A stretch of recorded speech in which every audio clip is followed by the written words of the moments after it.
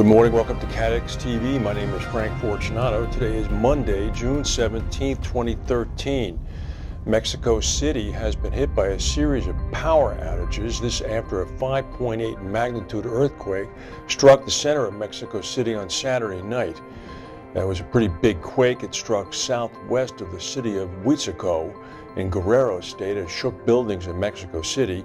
Some restaurants and residential buildings in the capital were evacuated as a precautionary measure. Witnesses say, as do civil officials, the earthquake was felt strongly in the capital, although there was no damage there, fortunately, but they're still having power outages. Meanwhile, in Colorado, near Colorado Springs, firefighters are beginning to get a handle on the massive wildfire. It's the most destructive ever in the history of Colorado. But they're struggling against hot spots as well as pressure from homeowners who are trying to return to the areas from which they've been evacuated. Fortunately, a steady rain has moved into the area, which has helped. Some 22 square miles have been burned completely. 500 homes have been destroyed. Members of two union federations in Turkey have gone on a one-day strike over the forced evictions of protesters from that downtown square in Istanbul. Labor groups representing doctors, engineers, and dentists are said to have joined the strike on Monday. There are about 900,000 workers now striking in sympathy with the protesters. The Turkish government said that the strike is illegal and is warning of police action. I don't know how that will work. Maybe the police will come into offices and force dentists to do dental work. Riot police backed by a helicopter, police carrying batons and tear gas and water cannon chased the protesters out of downtown Taksim Square and Gezi Park late on Sunday night, trying to prevent them from regrouping. This after Prime Minister Erdogan moved them out forcibly on Friday night.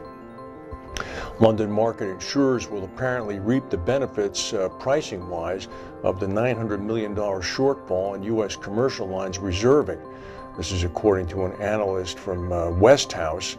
The deficit position at the end of last year, the $900 million gap, compares with a surplus of about $4 billion 12 months earlier.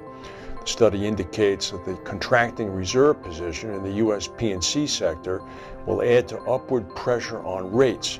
And the study says that in Lloyd's of London, for Beazley, Catlin, and Hiscox, given their direct presence in the U.S., they're going to be the ones who benefit the most from the higher rates. Well, former Endurance Chief Executive Officer David Cash, who left to make the way clear for John Charman's arrival, has now cut all of his ties with the company, selling his last block of stock.